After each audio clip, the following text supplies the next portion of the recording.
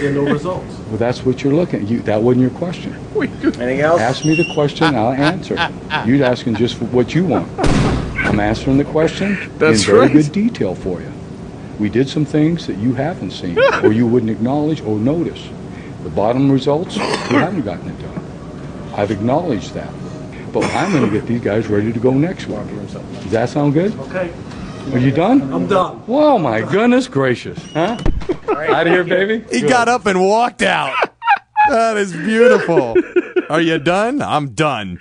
You got no idea what we're doing things different out here. Every other team, they hit a guy, they put him on the ground. Not us, boy. We like hitting him 4 and 5 times, let him run around. There's a website out there. It's the countdown to 16 for the Lions. Yeah, it's a good possibility, man. They've got a tough schedule. I still, though, well, yeah, they do. You look at this schedule. They've got Tampa Bay at home this week. Right. Then they got the Thanksgiving Day game against Tennessee, and I think they're going to lose to Tampa Bay, and I think Tennessee is they're going to win because Tennessee is playing they're at home against the Jets. I think Tennessee will win that game, and then the undefeated will go into the stadium of the winless on Thanksgiving, and it could be a great treat, or it could be just really ugly. It's just going to be crap. When is the NFL going to get the notion in their head that, look, the Lions have sucked for 50 years. It's time to change the team on Thanksgiving. No, you can't. Don't take away Thanksgiving from them. That I'd put them just like Dallas. Nobody else wanted it till it got popular, and now they all want to take it over. And now that they get their. The NFL Network's got there's a third game, which is Philly and Arizona. Oh yeah, that's fine. I'm just saying they've had the right to be America's team on Thanksgiving. The first game every year on Thanksgiving is the Lions, and they've squandered that right with absolutely atrocious football, disgustingly horrible things out there on the field resembling football, and making us watch it. We had like 3 or 4 years in the last 20 it was worth looking at. Yeah, if we could get exciting games like the Browns and Bills Monday night, that'd be great. Man, the Bills. I that told was you, fun. didn't I tell you? I'll tell you what, though, man, that game was a lot of fun to watch, I thought. Those last 2 Browns games were fun to watch. With the Broncos throwing for 400 yards on them, and then this game, that was fun to watch. But didn't I tell you about these Bills? I told you in like week 3. Oh, yes, I'm the great pretender. Just laughing and gay like a clown.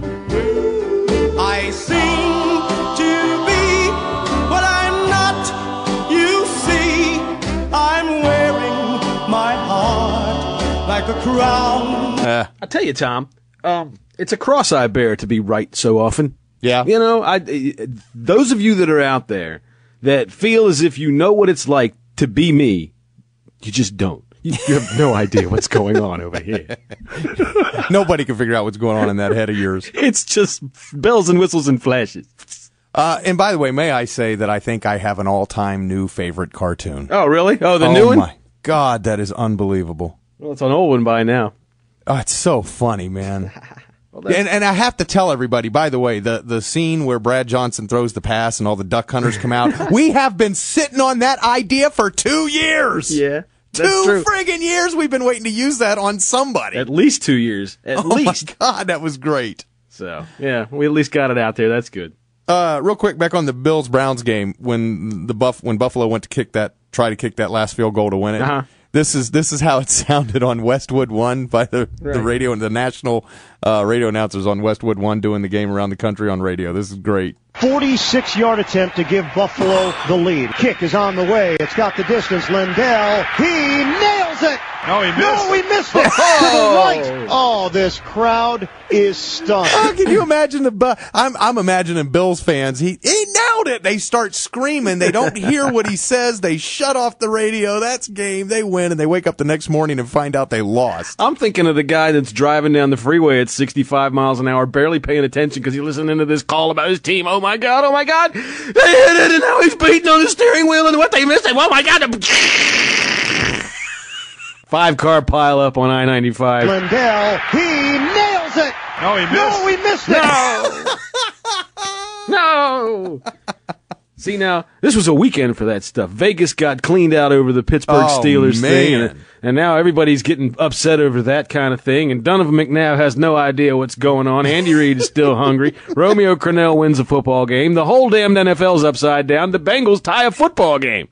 I bet Andy Reid's still hungry. Oh, you know he is. When I used to feast like this, I would have a troop of minstrels to serenade me. Those were great times. Dude, his legs, when he walks, his legs are so far apart because of how big he is. It's like he's walking on these two tree trunks. He can't even really move them. He has to kind of waddle. Right. I could get a kick out of that. I get a kick out of that kind of crap. Let's see. You were talking about the Lions on Thanksgiving. Yeah. Warren Sapp talked about the Lions playing on Thanksgiving. Listen to what Warren Sapp says. Warren, will you bother watching that Thanksgiving game? Tennessee undefeated going against the winless Detroit Lions? Yeah, it's the only game on, and, that's just what you do on Thanksgiving. Is what the NFL's going to serve up, and anything can happen, baby. It's Thanksgiving. But the Lions are already done. The U-Hauls are packed now. They're not gonna wanna go win what this. stops the U-Haul from being driven right out of Dearborn now? Now, see, earlier in the broadcast, I don't know if you have this clip or not, but they were talking about that game, and Marshall Faulk, you heard Sapp say, "Oh yeah, I'm gonna watch it. That's what the NFL serves up." And Faulk was saying they were talking about whether they had a chance to go 0-16, and Faulk said, "Well, there's Thanksgiving and things happen on Thanksgiving. I don't know what it is, but they always play good on Thanksgiving." And I'm thinking to myself, man, NFL Network is sitting here shilling itself out, trying to pump this game up. So I looked it up. NFL, Detroit Lions. Since 2000, Tom, they've gotten blown out every single game except for one. Right. All right. They've won one game since 2001, and the average margin of loss for them has been 22 points. The closest they've gotten in the last 9 years was, except for that one victory, was last year. They got within 11. So here's Marshall Faulk trying to tell me why to watch this game. They also, Sapp and Falk also talked about the Bears-Packers game. I got this one for you, though. Aaron Kempling has 12 sacks against AFC He's not going to even have a chance to sack Orton. Okay. He's not going to. Okay. Yeah, I right. like Thanks, okay. Marshall. He's not going to have a chance to sack Orton because the guy next to him did. It's because they never let Chicago have the ball. I got this one for you, though. Play that again, the first part of that. I got this one for you, though. I got this one for you, though. I got this one for you, though. Let's see. They talked about, Sapp said Dallas was going to lose to the Redskins. Right. I got you. This is a good thing they're in the nation's capital because we can bury the America's team, the Cowboys, in Arlington. This is over. It's over. They're going to bury him in Arlington.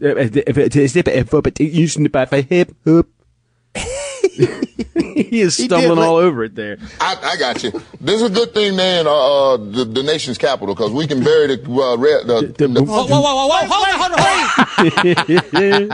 That's an all-time stumbler there. That one right there. I'm telling you, Sapp is my favorite guy on Sunday now. Oh, he's great. He's terrific. He's funnier than hell. And Marshall Faulk, even though he's not very bright sometimes with some of the stupid stuff he says, he at least plays off of Sapp pretty good.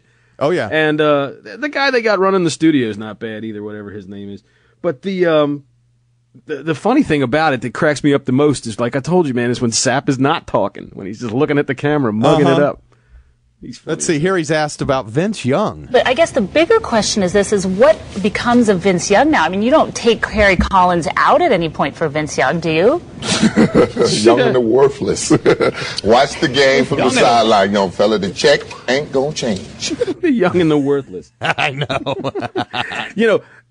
Well, last week that was the big theme on all three of the network shows, all four of the network shows, the big pregame shows was Kerry Collins. Can he put it on his shoulders and win one for you? And then what did he do? Dude came out and torched with Justin Gage last week. What did he hit? 2 50-yard bombs with him? Yeah. Yeah, I think he had 4 catches for like 150 yards and 2 touchdowns. They are looking really good. And, the best thing about Kerry Collins right now is when he's playing like this and he doesn't play for the New York Giants, I can say Penn State alumni. Maybe he's drinking again. Penn State alumni. Maybe that's why he's playing so well. He's got the Joe Pa connection. He's not playing like a Schlemiel. John Tilliard tried to spell Schlemiel. That's coming up on the Van Cartoon Radio Hour. We are in the city of Columbus on the campus of the Ohio State University.